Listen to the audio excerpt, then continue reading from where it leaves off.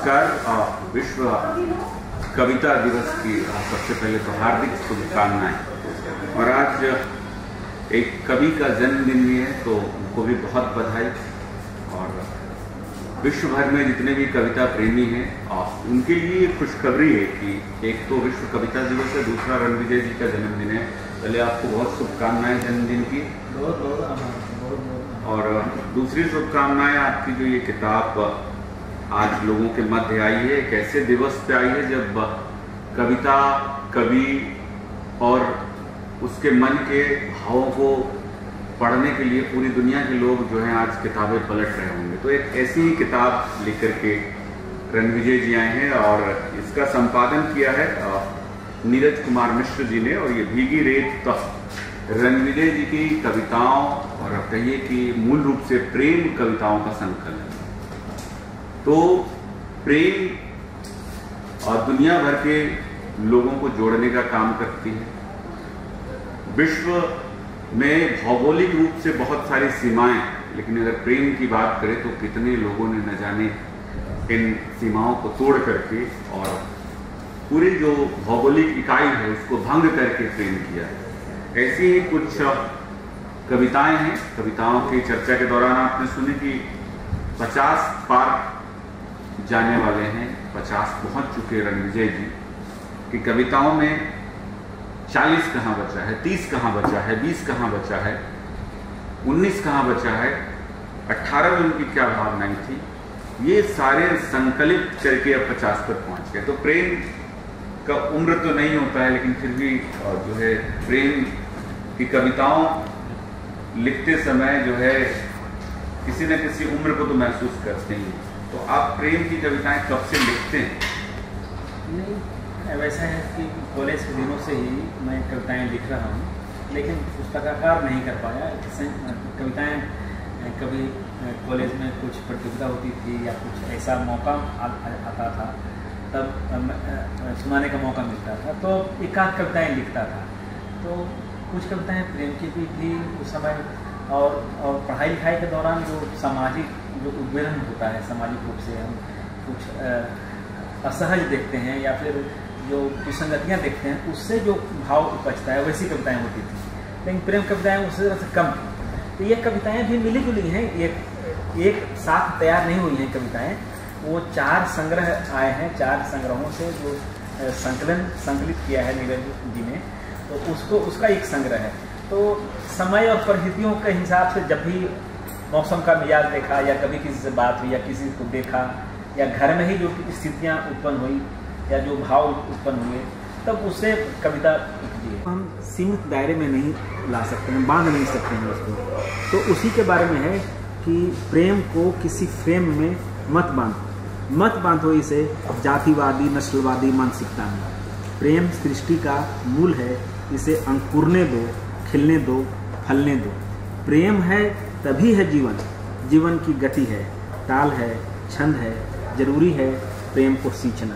तो ये जो आजकल हम कई बार देखते हैं कि कहीं जोड़े दिख जाते हैं पार्क में, और एक ऐसा आतताई लोगों का आक्रमण हो जाता है, तो उससे है कि स्थितियाँ बिगड़ने लगती हैं। और ये स्वच्छंद जो विचरण कर रहे हैं 2 युगल, अब उनको है छेड़छाड़ हो जाती है। लेकिन अगर कुछ अभद्र हो रहा है तो आप आपत्ति जताइए, लेकिन दोनों जब सहमत हैं, विचार दोनों का मिल रहा है, दोनों युवा हैं, पौड़ कहने का मतलब कि जो वयस्क हैं, प्रेम को बांधने की जरूरत नहीं है।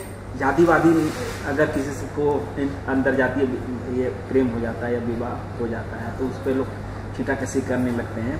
तो मैं यही कहना चाहता हूँ कि प्रेम को बांधने की जरूरत नहीं है, उसे फलने फूलने देना चाहिए। उससे सिर्फ प्रेम, सिर्फ जैसा कि चर्चा के दौरान सुना कि दैहिक नहीं है, प्रेम मन का मिलन होता है। और प्रेम नहीं है दुनिया में कुछ नहीं है, प्रेम है तो सब कुछ है, सब जगह शांति है, सौहार्द है, भाईचारा है, सब कुछ है। तो ये प्रेम ये चीज़ है। मेरा कहने का मतलब ये है, कविताओं के माध्यम से भी मैंने यही करने की कोशिश की है।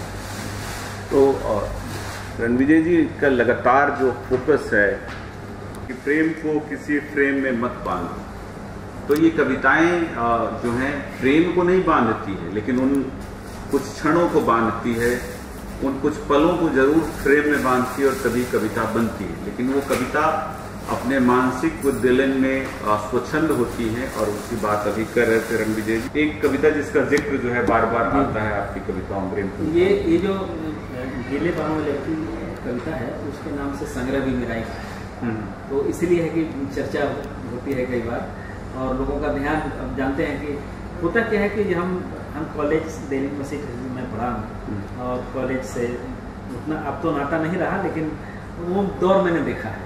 वो जो एक युवा मन की जो सोच होती है, जो उच्छृंखलता होती है, या किसी चीज़ को देखकर जो मेरे मन या किसी युवा का मन जो भा जाता है और अच्छा लगता है, सबसे बड़ी बात है कि अच्छा लगता है, उसको कैसे शब्दों में बयान करना है, तो मैंने वही कोशिश की है। तो ये दिन चुना कहाँ? अपने कॉलेज के वहाँ से चुना है? घरेलू? नहीं, घरेलू कॉलेज का भी है, घरेलू है, सब जगह। कई बार महानगर है, महानगर में किसी के पास समय नहीं है, सबको जल्दी है, तो कई बार हम देखते हैं कि कोई लड़की मेट्रो में आ रही है, उसके बाल गिले हैं, तब भी वो दफ्तर जाने की जल्दी में है, बाल सुखा नहीं पाई है, तो वो भी है।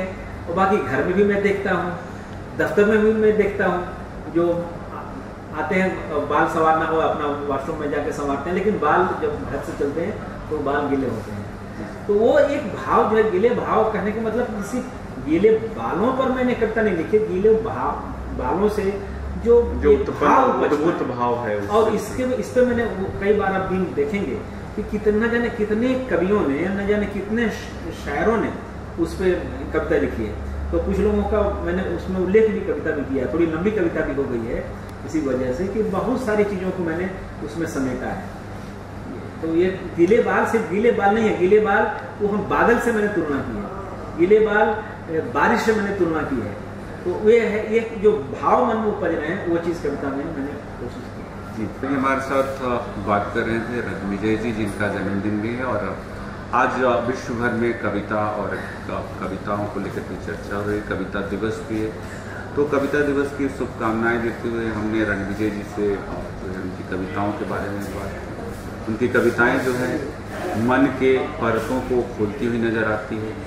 जो भावनाएं हैं, जो संवेदनाएं हैं, उनको किस किस समय कब सहेजा गया, किस किस बिंबों से तुलना की गई है, इन सब पर चर्चा कर रहे थे। और अगर हम बात करें उनकी कविताओं के, तो बहुत सारे आलोचकों ने, समीक्षकों ने उनकी कविताओं की तहों को खोलकर हमारे सामने रखा है, और जिसकी चर्चा हम निरंतर आप लोगों से करते रहेंगे। और ये किताब भी की रेस रणविजय राव की प्रेम कविताओं पर आधारित है, जिसका संकलन नीरज कुमार मिश्र ने किया है। तो हम आज विश्व जो कविता दिवस है उसकी हार्दिक शुभकामनाएं देते हुए आपसे विदा लेते हैं।